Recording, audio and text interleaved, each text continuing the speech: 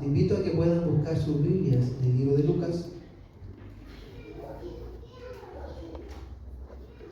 Lucas capítulo 5.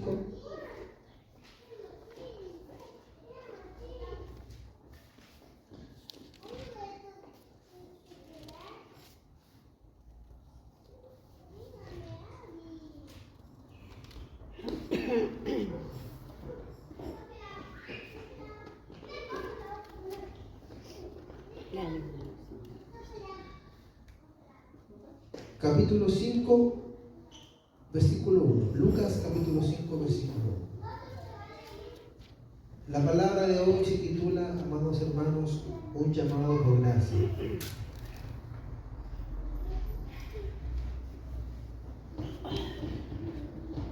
Nos ponemos en pies para darle lectura a la palabra de Dios. Dice así en el nombre del Padre, del Hijo y del Espíritu Santo. Cierto día, mientras Jesús predicaba en la orilla del mar de Galilea, grandes multitudes se abalanzaban sobre él para escuchar la palabra de Dios. Jesús notó 2 barcas vacías en la orilla porque los pescadores las habían dejado mientras lavaban sus redes. Al subir a una de las barcas, Jesús le pidió a Simón, el dueño de la barca, que le empujara al agua.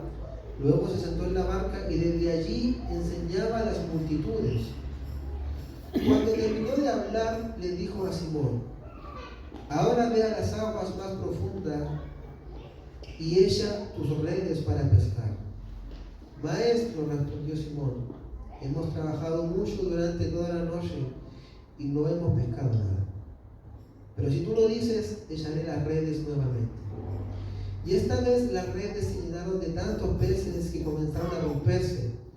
Un grito de auxilio atrajo a los compañeros de la otra barca y pronto las 2 barcas estaban llenas de peces y a punto de hundirse. Cuando Simón Pedro se dio cuenta de lo que había sucedido, cayó de rodillas delante de Jesús y le dijo: Señor, por favor aléjate de mí, soy un hombre tan pecador. Pues estaba muy asombrado por la cantidad de peces que había sacado. Al igual que los otros que estaban con él, sus compañeros, Santiago y Juan, hijos de Zebedeo, también estaban asombrados.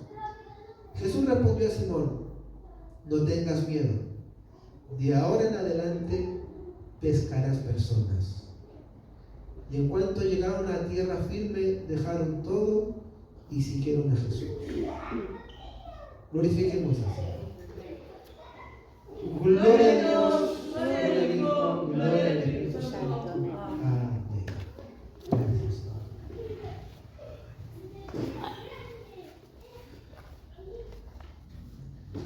Jesús, según el contexto, empieza a llamar a sus discípulos. Aún no tenía ningún discípulo. Jesús estaba solo. ¿Acá cuánto vemos?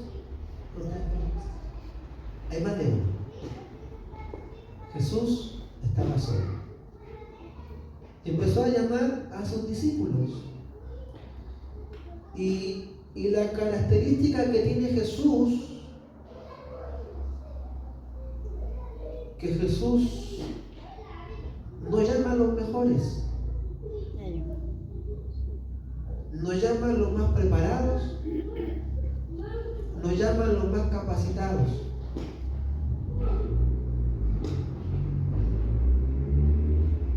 Jesús siempre rompe los esquemas. Desde chico a nosotros se nos enseñó a que teníamos que ser los mejores para estar en los mejores lugares. Los que juegan a la pelota en la escuela hacen los equipos, se ponen los 2 mejores y hacen el equipo tú, ese es el equipo tú, y empiezan a llamar a ese porque ese es bueno. Y empiezan a llamarse y quedan para último los malos. O a veces al último ya al arco o a un juez. Pero empiezan los que están mandando, los capitanes, entre comillas, del equipo, empiezan a escoger del mejor hasta que ya no había más. Y a mí se me escogieron los terceros. Estaba ahí entre, no era ni muy malo ni muy bueno. Dios es todo lo contrario.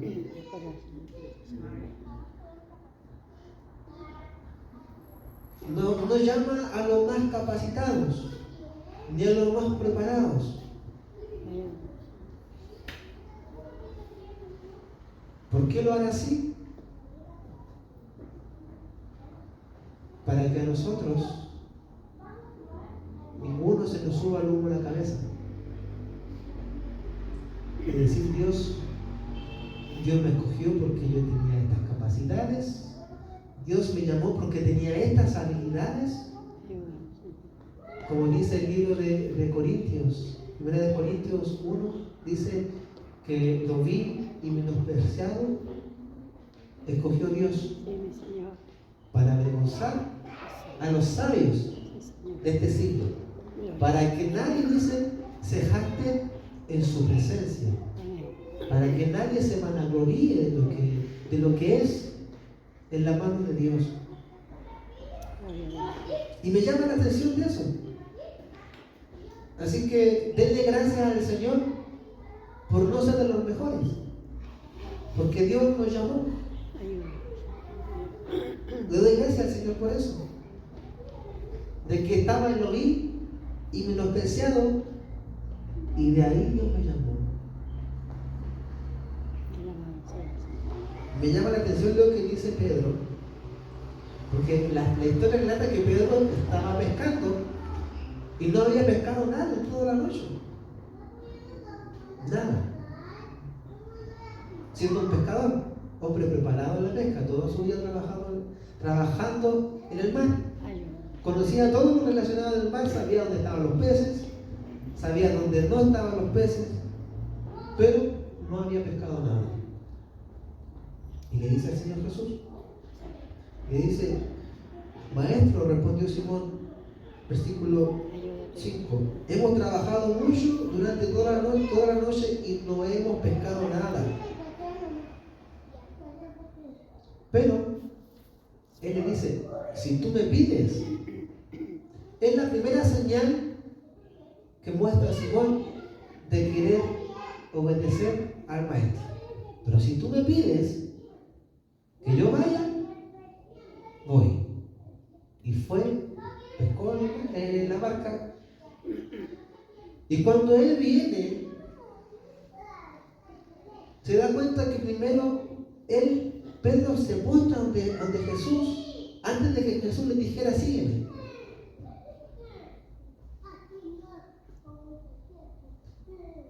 Cuando Simón Pedro se dio cuenta de lo que había sucedido, cayó de rodillas delante de Jesús y le dijo, Señor, por favor, aléjate de mí, soy un hombre tan pecador. Antes de que Jesús lo llamara, allá el Espíritu Santo lo había convencido de pecado. Porque ningún ser, ninguna persona en la tierra reconocerá su pecado si no lo ha convencido el Espíritu Santo. Porque el Espíritu Santo dice que nos convence de justicia, de juicio y de verdad. El Espíritu Santo hace eso y nos quebranta de que hemos fallado. Y eso le pasó a Pedro. Ya el Espíritu Santo, antes de que Jesús le dijera sígueme, ya el Espíritu Santo lo había quebrantado y cayó postrado de rodillas ante los pies de Jesús. Señor, por favor, aléjate de mí, soy un hombre tan pecador. Jesús respondió a Simón, no tengas miedo. No tengas miedo. De ahora en adelante pescarás personas. Desde ahora en adelante pescarás personas. Pedro dice que deja todo y sigue a Jesús. Uno de los primeros discípulos que llama a Jesús. Y el ejemplo que Dios toma de que Dios así nos llama a todos de manera distintas. Cada uno tuvo un encuentro con el Señor de manera distinta. Uno dice, yo estaba en tal lugar, vino el Señor, me habló. Yo estaba en cierto lugar, una persona empezó a hablar conmigo y el Señor trató conmigo y me llamó. Diferentes llamados, pero todos pasamos ese mismo proceso. Fuimos convencidos del pecado, caímos de rodillas a los pies de Jesús y le dijimos en ese instante, Señor, te sigo.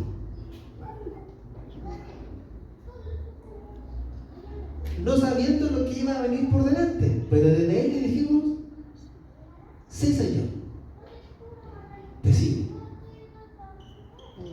Y ese es un compromiso que nosotros hicimos delante de Dios. Es más grande que el compromiso matrimonial. ¿Por qué es más grande que el compromiso matrimonial? Porque a veces hay matrimonios que no se pusieron de acuerdo, o sea, ninguno dijeron ya vamos a luchar, pero llegó un momento en que ese matrimonio se disolvieron. El hombre quizás fue infiel, la esposa le fue infiel, se rompió el pacto y se quebró todo. En el libro de Génesis, cuando Dios hace el pacto con Abraham, esto es muy profundo, amado hermano. Cuando usted hace un pacto con el Señor, de decirle, Señor, yo te voy a seguir, aunque usted sea infiel, Él va a ser fiel. El libro de Génesis, cuando Dios va a hacer el pacto con Abraham, dice, en ti yo haré una nación y todos tus descendientes van a pertenecerme a mí. Él hace un pacto con Abraham. ¿Cuál fue la señal de ese pacto? Para que ese pacto se pudiera concretar. Dios le dice a Abraham, mata animales, córtale a todos la cabeza, haz al medio un fuego y vas a pasearte por el fuego y van a estar los animales todos sin cabeza. En la antigüedad, cuando los hombres, estaba hablando del tiempo de Abraham, contexto histórico, cuando ellos hacían un pacto, sea lo que sea, ambos mataban animales, colocaban un fuego y se pasaban de la mano, los dos, entre los animales y el fuego, y decían, aquel que no cumpla la promesa, le pase como a estos animales. Así. ¿Qué pasó con esto? Cuando Dios le pide esto a Abraham, Abraham sabía eso, conocía eso. ¿Qué significaba? Abraham mata a los animales, hace el fuego, y cuando él va a pasar, porque ese fue lo que le dice Dios, Dios hace que él le dé un profundo sueño. Y él lo pasa, porque Dios lo hace que él se duerma. Pero en el sueño, él ve que una luz va pasando por el fuego. Ese era Dios. Y no permitió que pasara Abraham, porque sabía que Abraham iba a corromperse en un momento. E iba a romper la promesa de serle fiel para toda su vida. Y si él pasaba, Dios iba a tener que cortarle la cabeza. Entonces él lo permitió. Pero sí pasó Dios, pasó esa luz entre los animales, porque él es fiel. Y sus promesas son eternas. Entonces, aunque tú te apartes del Señor, el Señor va a estar ahí, porque esa es su promesa. Sí, Señor. Él es fiel. Él es fiel. Sí, Señor. Gloria a Dios. Dios es bueno. Amén. Entonces ese compromiso de que le dijimos, Señor, te voy a servir. Señor. Cuando Él vino y nos hizo caer de rodillas ante sus pies, porque nos hizo sentir su hermosa presencia, nos quebrantó con su Santo Espíritu. El Señor de ahí nos tomó y dice, la misma promesa que dice Abraham, ahora nosotros pasamos a ser hijos de Él por la fe. Somos de los hijos de Abraham por la fe en Cristo Jesús. Cuando yo descubrí eso en la palabra del pacto que hizo Dios con Abraham, yo lloraba, hermano, porque veía que Dios iba a seguir siendo fiel. Bendito Señor. Como les dije, cuando hacemos ese compromiso con el Señor,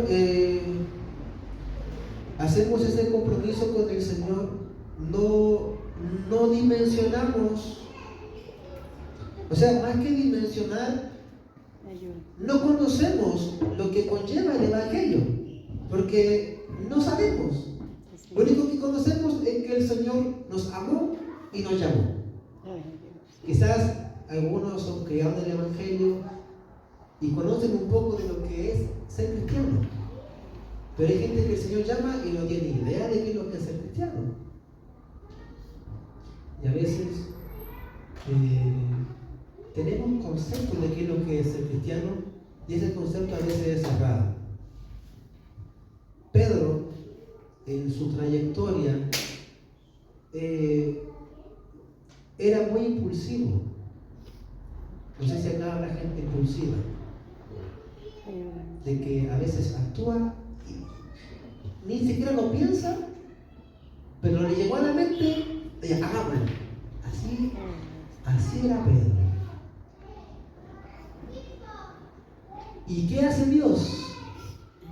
Cuando Dios nos llama, Él conoce nuestro carácter, conoce nuestras virtudes, nuestras desventajas.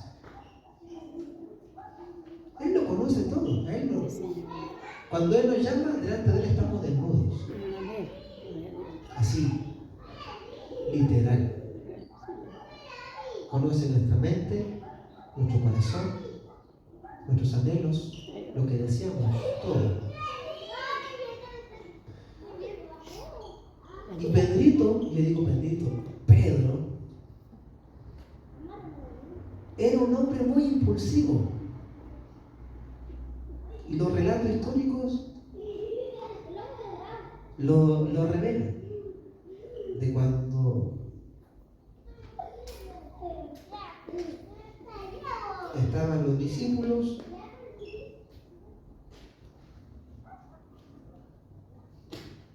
empezó a revelarse el carácter de Pedro, porque mucha gente empezó a seguir a Jesús, y como les dije, a veces seguimos a Jesús y no dimensionamos lo que es ser cristiano. Es decir, o sea, más que lo que hay que hacer es reconocer que yo tengo que rendir mi vida a Dios.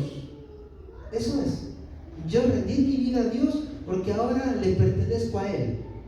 He sido comprado a precio de sangre y ahora yo no vivo para mí mismo, sino que ahora yo vivo para Dios, porque he sido comprado por Él. Cuando usted se compra algo es suyo y usted hace lo que quiere con Él, ¿o no? Usted lo compró. Bueno, él se compró una guitarra, Él la toca como Él quiere porque es una guitarra.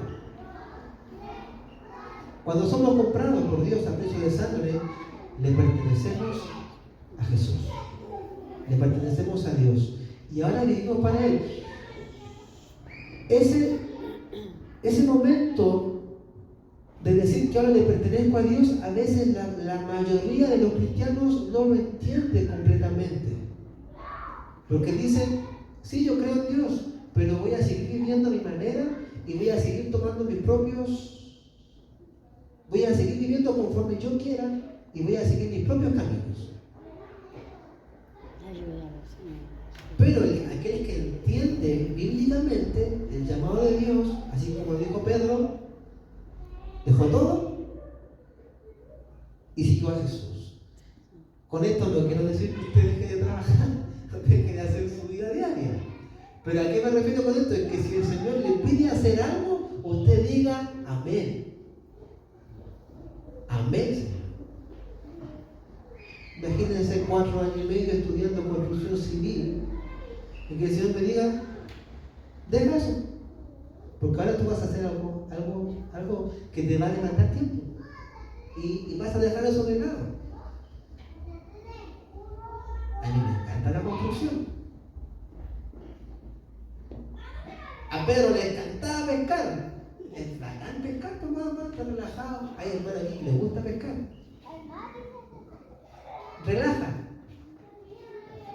Yo estoy invitado a pescar, ya me invitó mi hermano a pescar. Pero el Señor dijo, deja eso. Deja eso. Ahora yo te voy a hacer constructor de templo. Gloria a Dios. No sé. Pero el Señor, ese llamado, nosotros ahora, nuestra vida, le pertenece a Él. Y eso debemos entender nosotros, que nuestra vida le pertenece a Él. Y Él hará conforme Él quiere con nosotros.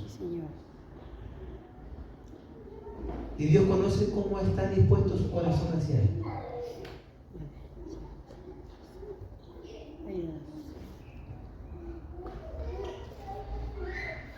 Dice que el principio de la sabiduría es el temor a Jehová. ¿Qué significa eso? Que yo le tenga a Él un temor reverente. El día viernes tuvimos un trabajo de cumis sonando y se nos habló de la adoración. Y se nos habló del proscuneo, que era en griego. Adoración, proscuneo, en hebreo, ¿se acuerdan? Algo así. Y cuando veíamos yo creo que el hermano no lo quiso decir porque era quizás un poco duro, pero el significado profundo de proscuneo es cuando un perro lame la mano de su amo en sumisión. Ese como el significado más profundo de proscuneo es cuando un perro viene humilde y reconoce quién es su amo y le lame la mano en reverencia y sometimiento a su amo. La adoración no es alabanza. La adoración no tiene nada que ver con el cántico. La adoración es cuando yo reconozco que Dios es soberano y que yo ahora le pertenezco a Él. Entonces Pedro, cuando Jesús empezó a predicar y empezó a decir eso, de que tenían que negarse a sí mismos y tomar su cruz, mucha gente lo empezó, mucha gente le dio la espalda a Jesús. Mucha gente dejó de seguir a Jesús por eso. Y llegó al punto en que se fueron todos. Quedaron solamente los que Jesús había llamado. Había gente que siguió a Jesús por ver sus milagros y gente que Jesús llamó. Y en ese momento se quedaron solamente los que Jesús había llamado, sus apóstoles. Y Jesús, ya en su euforia que estaba en ese momento, viendo que todos se fueron, Jesús les dice: ¿y ustedes también se quieren ir? Y adivinen quién alzó la voz. Pedro. Señor, ¿a quién iremos? ¿O dónde vamos a ir? Si en ti hemos hallado la verdadera vida. ¿A dónde vamos a ir, Señor? Si tú nos sacaste de un lugar y nos has traído a un lugar glorioso. ¿A dónde iremos? Si solo tú tienes palabras de vida eterna. Esa es la de Pedro. Jesús se aparece en el mar y estaban los apóstoles en la barca Y la gente decía a los apóstoles, el que está ahí caminando en el mar es Jesús. Adivinen quién se paró para ir de Jesús. Pedro. Jesús, yo quiero ir para allá. Ven, Pedro, ven. Se bajó y empezó a caminar por el mar. Pero ¿qué pasó? Que empezó a ver las olas, el viento, le vio la mirada de Jesús y se empezó a hundir. Nunca desvíe la mirada de Jesús. Cuando vengan las olas, los problemas, las dificultades, no mire los problemas y las dificultades. Siga mirando a Jesús. Y usted se va a mantener firme caminando en el Evangelio. Firme. Puede venir un tsunami, pero usted se va a mantener firme porque sigue mirando a Jesús. Sí, Señor. Ayuda. Última escena que les voy a contar de Pedrito. ¿Para qué le digo esto? Para que vean que Pedro tenía un carácter que después Dios usó ese carácter para su gloria. Si Dios cuando nos llama, el carácter que tenemos, Dios lo usa para su gloria después. Yo cuando me gustaba el colo, era fanático del colo, gritaba, iba a la cara blanca, al colo. Esa pasión que la usaba para el colo, ahora esa pasión Dios la ha tomado para usarla para su gloria. Si usted del mundo era frente, era choro, ¿qué pasa? Ese carácter Dios lo va a usar para ser un hombre y una mujer valiente en el reino de los cielos, que no le va a temer a nadie. A nadie. Si no teníamos miedo cuando andábamos a las 5 de la mañana en la calle, andábamos solos. Ahora que estamos con Dios, venga la bala, perdónenme, Señor.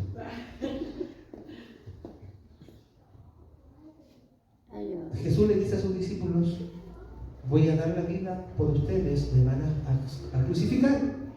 Tuvimos una hermosa obra de teatro donde se presentó cuando Jesús fue crucificado. Antes de que Jesús fuera crucificado, Él les dijo, me van a matar y ustedes se van a dispersar todos. Así le dijo Jesús, ustedes me van a dejar por el temor que les va a venir y me van a abandonar. Pedro nuevamente alza la voz. Señor, aunque todos acá te dejen, yo no te voy a dejar, Señor. Impulsivo. Aunque todos se asusten y se vayan, Señor, yo no te voy a dejar. El Señor Jesús le dice, Pedrito, antes de que cante el gallo, tú me vas a negar 3 veces. La primera caída de Pedro. Niega a Jesús y ¿qué hace Pedro? Vuelve a pescar a lo que hacía antes y dejó de lado el llamado que Dios había hecho con él. Dejó. ¿Por qué? Porque cometió una falta, sintió que le falló a Dios y no se sintió digno de venir ante Él. Porque a veces nosotros le fallamos y nos pasa eso. Pero imagínense a Pedro de que estaba con Jesús presente. Y él ve cuando lo estaban crucificando, le están golpeando, y yo me imagino ser mirado por Jesús a los ojos. Qué tremendo. Yo me imagino ese momento ser mirado por Jesús a los ojos y saber que ahora yo le he negado y que él me mire. Y ahora esa mirada sea con amor, pero redarguye mi corazón de que yo le negué. Eso le pasó a Pedro. Entonces él se va y deja de lado el llamado que le hizo Jesús. ¿Cuál fue el llamado? Ahora te haré pescadores de hombres. Pero él volvió a pescar peces. De aquí vemos la fidelidad de Dios. Cuando Jesús es crucificado, muere, resucita, va a buscar a Pedro. Pedro estaba pescando, dice que Jesús está en la orilla, hace fuego y empieza a cocinar unos peces. Yo creo que esa era una... ¿cómo le llaman cuando uno come algo rico y dice, eso a mí me da evidez? No, es como algo que yo voy a caer sí o sí porque eso me gusta comer. Mi debilidad. Yo imagino que eso para Pedro era una debilidad para los pescadores, tener un pez a la orilla del mar cociéndose. Así estaba Jesús esperando a Pedro. Viene Pedro, Jesús empieza a conversar con él, Pedro reconoce que es Jesús y Jesús le empieza a decir, Pedro, ¿me amas? Empieza a hablar bien con él. Pedro, ¿me amas? Pedro le responde, sí te amo. Sí te amo. Hasta que Pedro llora porque Jesús le pregunta 3 veces, Pedro, ¿me amas? Y Pedro le dice, tú sabes, tú lo conoces tú sabes que te amo. Jesús le dice, apacienta a mis ovejas. Este fue el llamado que yo dice Pedro, apacienta a mis ovejas.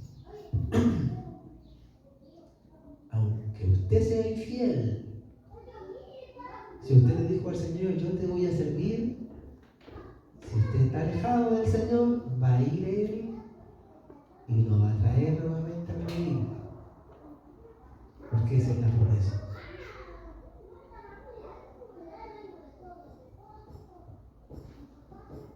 No sé si usted ha tenido recaídas en el Evangelio. En esas recaídas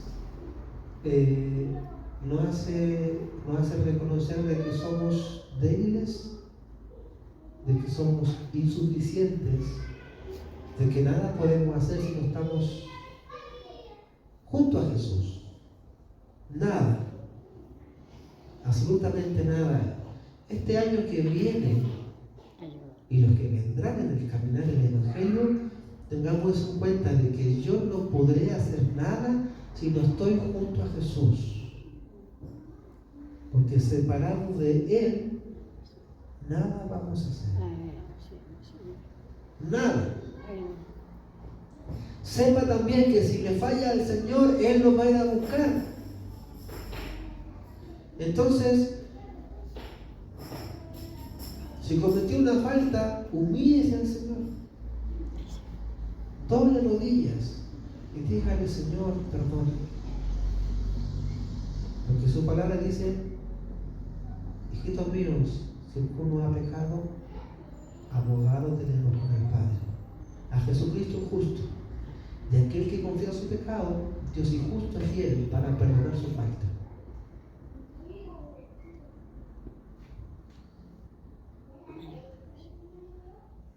En el libro de los Hechos, capítulo 4, y acá vemos a un Pedro que recibió el perdón de Jesús nuevamente. Ahora, sabiendo que ya Dios iba, sí o sí iba a estar con él, aunque él le fallara, que tenía que cumplir el llamado de Dios, tenía que ser fiel a su promesa, él ahora tiene una convicción distinta al primer llamado.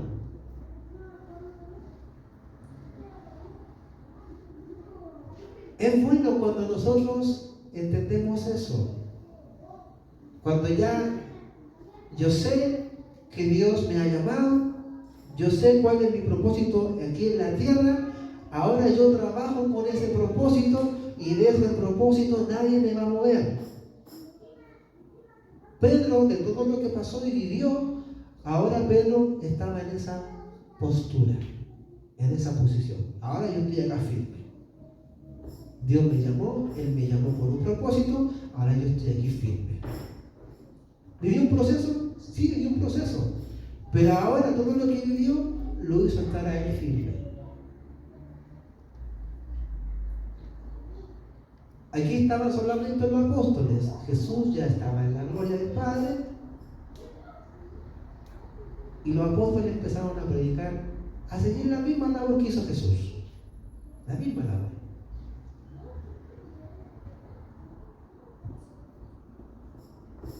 Y así como Pedro vio cómo pegaron, cómo maltrataban a Jesús y le negó, ahora ya venía con otra postura y una convicción firme de que pase lo que pase, él sabía que aunque vivo o muerto le pertenecía a Cristo Jesús, y el mismo poder que resucitó a Jesús de los muertos, si él padecía incluso la muerte por seguir a Jesús y predicar su palabra, él sabía que ese mismo espíritu lo iba a levantar a él también. Yo siempre digo, vivo o muerto, de Cristo somos. Pedro empezó a predicar su palabra, se convirtieron al principio 5,000. Así, las primeras predicas de Pedro. Hay predicador Pedro. ¿Se imaginan predicar 5,000 al tiro? Hay que hacer un templo más grande.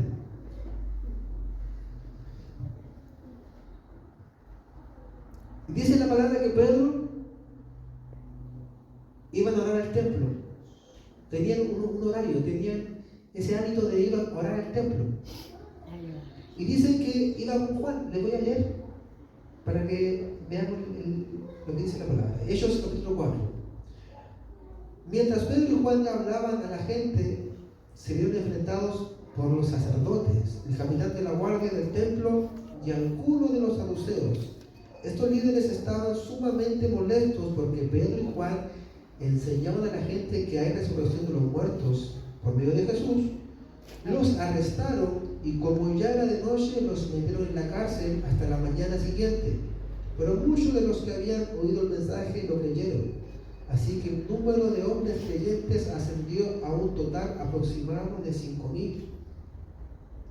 Al día siguiente, el concilio, integrado por todos los gobernantes ancianos y maestros de la ley religiosa, se reunió en Jerusalén.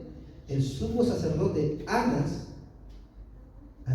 estaba presente junto con Caifás, Juan, Alejandro y otros parientes del sumo sacerdote. Hicieron entrar a los 2 discípulos y le preguntaron: ¿con qué poder o en nombre de quién han hecho esto? ¿Qué hicieron los pobres hombres? ¿Qué hicieron? Habían sanado a un paralítico que estaba en la puerta, en la entrada del templo, así como hay gente que pide plata. Afuera de la iglesia había un hombre cojo que pedía plata. Y fue y pidió a Pedro: Pedro, tenía una moneda. Pedro le dijo: no tengo plata ni oro, pero tengo un poder que he recibido de Cristo el Señor. Levántate. Y se levantó. Y por eso arrestaron a Pedro y a Juan. Imagínense a nosotros para orar por alguien, sea sanado y llegue la policía y nos toman presos. Eso le pasó a Pedro y a Juan. Pero ahora vemos que Juan ya tenía, Pedro ya tenía otra convicción. Tenía otra experiencia en el Evangelio. Ya era, digámoslo que era, no lo digo entre comillas, era ya un Pedro maduro del Evangelio. Un Pedro con barba espiritual. Un hombre maduro en la fe. ¿Con qué poder o en nombre de quién han hecho esto? Y acá Pedro seguía con el mismo carácter impulsivo, pero ahora ese carácter ya estaba siendo usado por Dios.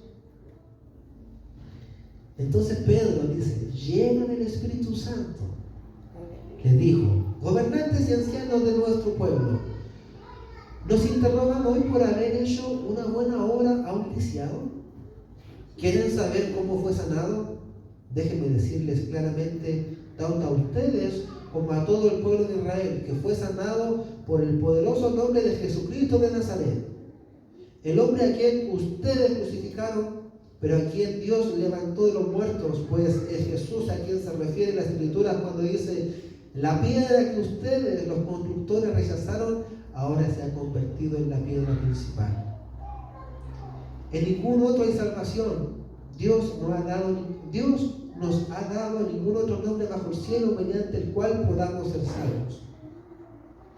Imagínense la posición que tenía Pedro. Antes habían negado a Jesús, ahora Pedro ya está valiente, firme. Y le dijo: ¿quieren saber con quién fue sanado? En el nombre de Jesús fue sanado.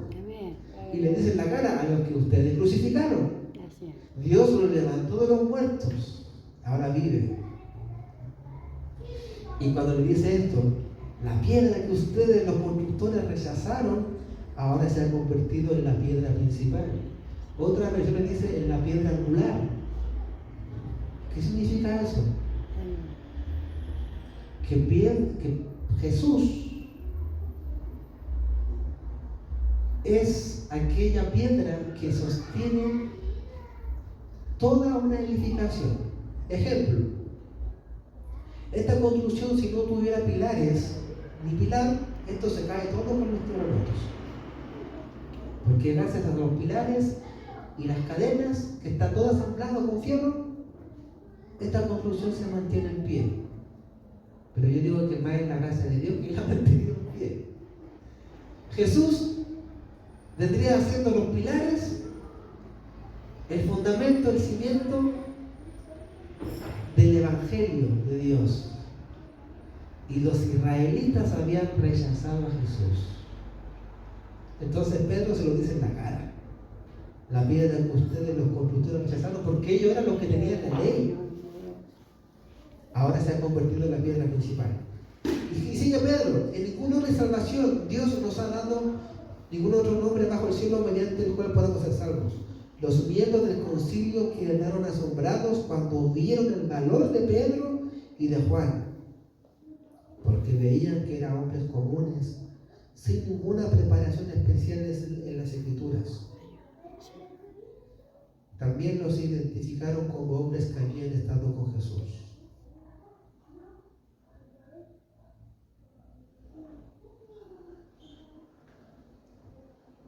Eran hombres comunes, sin preparación. Jesús nos llamó a nosotros, personas comunes, sin preparación.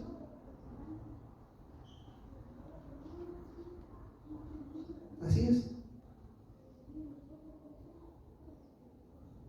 Y va a usar nuestro carácter para su gloria. Este vaso, Dios va a derramar su Santo Espíritu y va a moverse en el poder de Dios. Voy a seguir leyendo porque hay una parte que me gusta.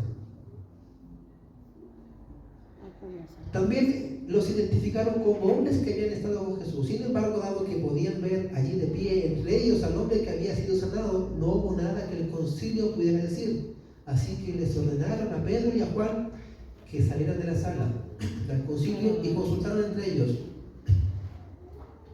Estaban todos los ancianos, algunas personas dicen que el Sanedrín, que eran hombres ancianos que se dedicaban a interpretar las Escrituras. Eran religiosos expertos en la ley. ¿Qué debemos hacer con estos hombres?, se preguntaban ellos. Porque habían visto que un hombre de 40 años, lisiado a los pies, había sido sanado. No hallaban cómo poder sacar a estos hombres.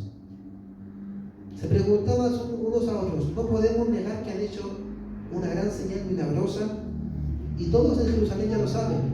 Así que para evitar que sigan divulgando su propaganda aún más, tenemos que advertirles que no vuelvan a hablar con nadie en el nombre de Jesús. Esa fue una advertencia. Ahora ustedes ya no van a hablar más en el nombre de Jesús. Entonces llamaron nuevamente a los apóstoles y le ordenaron que nunca más hablaran ni enseñaran en el nombre de Jesús. Estaban todos los ancianos ahí, Pedro y Juan ahí solitos, que le dijeron: no queremos, que nunca más. La voz que estoy sacando no se compara a lo que ellos estaban enojados, furiosos. No queremos que nunca nunca más hablen en el nombre de Jesús. Quizás Pedro, el Pedro de antes, le ha dicho, ya no voy a hablar más. Me voy a pescar. Perdón, pero no quiero que me peguen. O no quiero que me maten. No, ahora Pedro era otro Pedro. Y miren lo que responde Pedro. Pedro y Juan respondieron: ¿acaso piensan que Dios quiere que los obedezcamos a ustedes en lugar de a Él? Nosotros no podemos dejar de hablar acerca de todo lo que hemos visto y oído. Chao. Una convicción que aunque hubieran 50, 100 hombres le dijeran, van a dejar de hablar en el nombre de Jesús, Pedro y Juan les dijeron, ¿creen que es más conveniente obedecerle a ustedes que a Dios? Y esa debe ser su convicción de fe. Que aunque todos le digan, deja de ser creyente, deja de seguir a Cristo, deja de hacer esas cosas que haces, en el nombre de Jesús, usted dígale, no puedo dejar de hablar de lo que he visto, de lo que Dios ha hecho en mí. No puedo. No puedo.